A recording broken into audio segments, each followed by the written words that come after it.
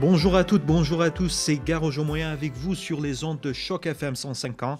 Comme vous le savez, à l'occasion de la semaine de la francophonie, Choc FM vous propose de découvrir nouveaux visages de la francophonie de Toronto. Chaque jour, nous allons accueillir une étudiante ou un étudiant qui va partager avec nous son expérience avec la langue de Molière. Notre invité d'aujourd'hui, c'est Sani O. Bonjour Sani. Bonjour. Merci d'avoir accepté notre invitation. Sani, pouvez-vous vous présenter à nos auditeurs et auditrices? Oui, tout à fait. Donc, bonjour, je m'appelle Sunny Oh, une étudiante en troisième année dans le programme d'un baccalauréat spécialisé approfondi en études françaises à l'Université York. Je suis sud-coréenne et je suis trilingue. Je parle le coréen, le français et l'anglais. Parfait. Merci, Sani. Donc, pourquoi avez-vous choisi d'apprendre le français? En fait, j'ai eu l'occasion d'aller à une école française au Vietnam grâce à mes parents quand j'étais petite. Et après avoir fini la quatrième, je suis venue au Canada pour continuer mes études en anglais. Mhm. Et entre-temps, j'ai donné des tutorats privés pour le français dans la communauté coréenne.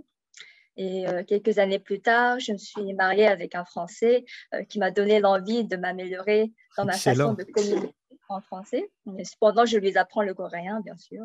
Ça se voit d'ailleurs. Vous parlez très très bien, même beaucoup mieux que moi. Allez. Il y en a cette cliché. D'ailleurs, j'ai questionné, je posais cette question à tous les invités. Est-ce que la langue de Molière est difficile à apprendre?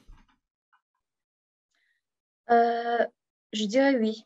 Oui, la Mhm. langue de Molière ou la langue de Voltaire ou bien même la langue de Tout à fait. Hugo Tout à est fait. une langue assez complexe à apprendre. Comme vous avez pu constater, j'ai parlé de Voltaire et de Victor Hugo pour cette expression. Comme Molière n'est pas le seul grand auteur associé à la langue française. Et tout ça pour dire qu'il y a de nombreux synonymes, plusieurs façons de dire les choses en français. C'est une langue très riche comparé à l'anglais ou le coréen. Le français nécessite le fait d'apprendre les articles qui vont avec les noms et c'est ce qui va servir de base si on veut aller plus loin, donc c'est-à-dire de faire des accords.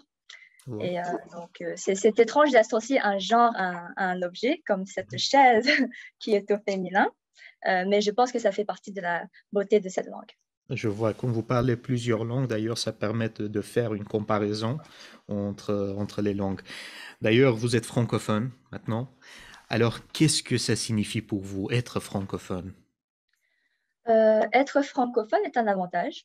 Le français et l'anglais sont les deux langues principalement parlées à travers le monde. Donc, ça peut être bénéfique dépendamment d'où on vit, Tout comme à par fait. exemple le Canada, un pays bilingue avec le français et l'anglais comme langue principale.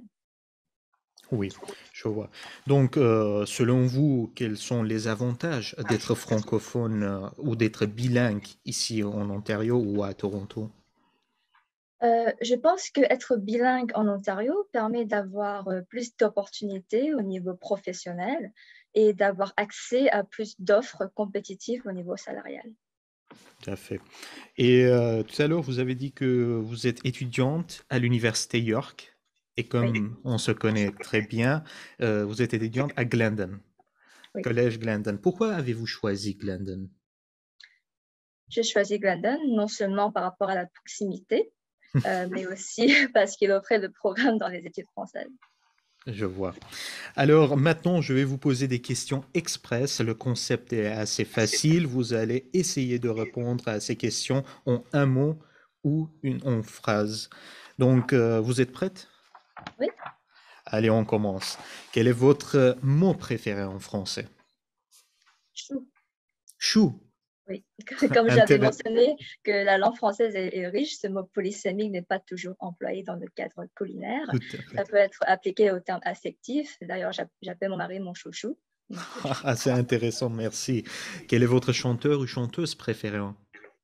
Christophe Maé, Christophe Maé. Quelle est votre personnalité francophone préférée? Jean-Paul Gaultier.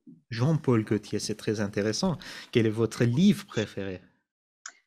C'est 20 000 lieues sous les mers, écrit par Jules Verne.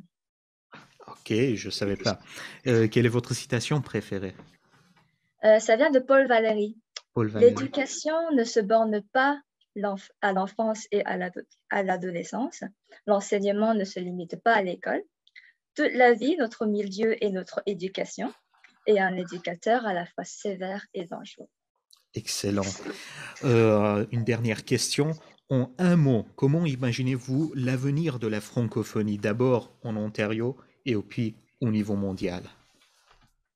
En un mot, je dirais que Techniquement, l'avenir ça de la sera deux mots. francophonie, oui, techniquement. Donc, je dirais que l'avenir de la francophonie est montant en Ontario et au niveau mondial. Parfait. D'ailleurs, c'était vraiment un plaisir de vous rencontrer ici. Merci Sani d'avoir partagé avec nous votre expérience et je vous souhaite au nom de Choc FM une bonne continuation dans vos études. Merci.